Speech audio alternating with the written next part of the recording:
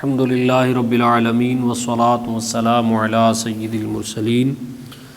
اما بعد اعوذ باللہ من الشیطان الرجیم بسم اللہ الرحمن الرحیم۔ معزز سامعین و حاضرین و ناظرین، آج آپ سورہ توبہ کی آیت نمبر 49 سے ترجمہ اور مختصر تفسیر سماعت کریں گے۔ اس آیت میں ایک منافق کے جھوٹے عذر کا رد کیا گیا ہے۔ فرمایا وَمِنْهُمْ مَنْ يَقُولُ ائْذَن لِّي وَلَا تَفْتِنِّي أَلَا فِي الْفِتْنَةِ سَقَطُوا وَإِنَّ جَهَنَّمَ لَمُحِيطَةٌ بِالْكَافِرِينَ، اور ان میں سے کوئی آپ سے یوں کہتا ہے کہ مجھے رخصت دے دیں اور مجھے فتنے میں نہ ڈالیں، سن لو یہ فتنے ہی میں پڑے ہوئے ہیں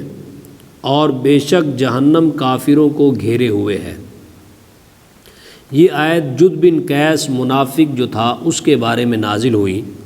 جب نبی کریم صلی اللہ تعالیٰ علیہ وآلہ وسلم غزوہ تبوک کی تیاری کے لیے ترغیب دلا رہے تھے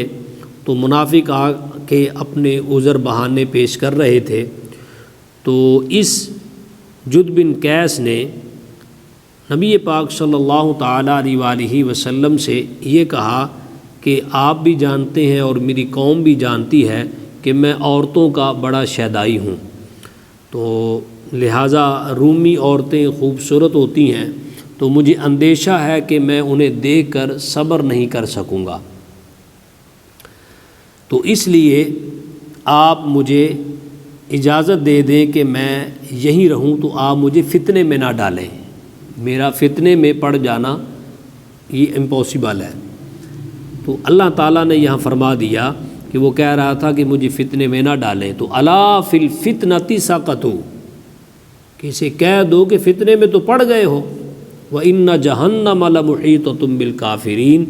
یہ بات یاد رکھو کہ جہنم جو ہے وہ کافروں کو گھیرے ہوئے ہے۔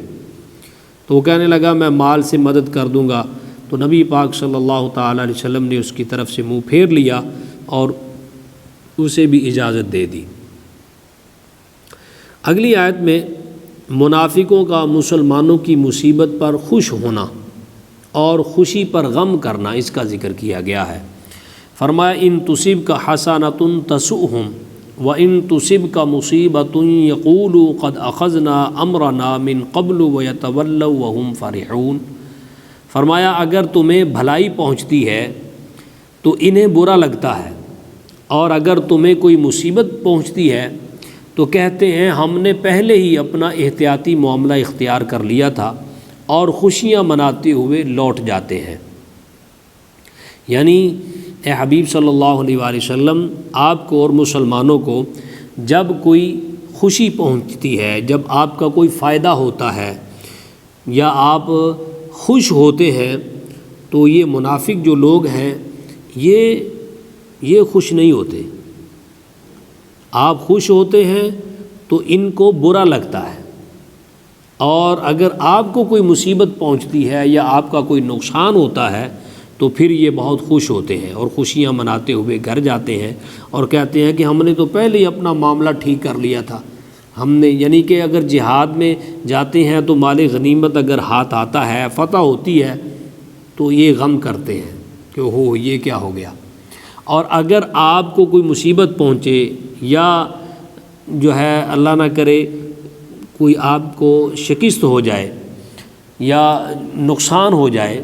تو پھر یہ کہتے ہیں دیکھو ہم نے تو پہلے ہی کہا تھا اس لیے ہم جہاد پر نہیں گئے۔ تو اس میں یہ اشارتاً معلوم ہوا کہ حضور اقدس صلی اللہ تعالیٰ علیہ وآلہ وسلم اور مسلمانوں کی مصیبت پر خوش ہونا یہ منافقوں کا کام ہے، کافروں کا اور منافقوں کا کام ہے۔ اگلی آیت میں اللہ تعالیٰ نے یہ جو بات ارشاد فرمائی کہ نصیب میں لکھی مصیبت جو ہے وہ پہنچ کے رہے گی، اور یہ آیت جو ہے یہ دنیا کے معاملات کے اندر اور مصیبت کے اندر، مشکل کے اندر یہ آیت بہت بڑا سہارا ہے۔ قُل لَن يُصِيبَنَا إِلَّا مَا كَتَبَ اللَّهُ لَنَا هُوَ مَوْلَانَا وَعَلَى اللَّهِ فَلْيَتَوَكَّلِ الْمُؤْمِنُونَ۔ فرمایا پیارے حبیب آپ فرما دیں ہمیں وہی پہنچے گا جو اللہ نے ہمارے لیے لکھ دیا ہے، اور ہوا مولانا، وہی ہمارا مولا ہے، وہی ہمارا مددگار ہے، وہی ہمارا دوست ہے، اور مسلمانوں کو اللہ ہی پر بھروسہ کرنا چاہیے۔ اور اس آیت کے اندر یہ جو ہوا مولانا وعلی اللہ فلیتوکل المؤمنون ہے، اس کو پلے باندھیں۔ دنیا میں کوئی بھی مصیبت، کوئی پریشانی، کوئی مالی پریشانی یا معاشی طور پر یا فزیکلی طور پر، آج کل یہ عام چیزیں چل رہی ہیں کہ ہر بندہ معاملات کی وجہ سے، ملکی حالات کی وجہ سے پریشان ہے۔ تو یہ بات ذہن میں رکھیں کہ جو بھی کوئی مصیبت، جو بھی کوئی پریشانی پہنچتی ہے وہ اللہ ہی کی طرف سے ہی ہے، اور اس پر ہمیں راضی رہنا چاہیے۔ ہوا مولانا، کہ اللہ ہمارا مولا ہے، مددگار ہے، دوست ہے۔ تو یہ بات اب ذہن میں رکھیں گے تو انشاءاللہ العزیز کافی حد تک انسان کو سکون میسر آئے گا۔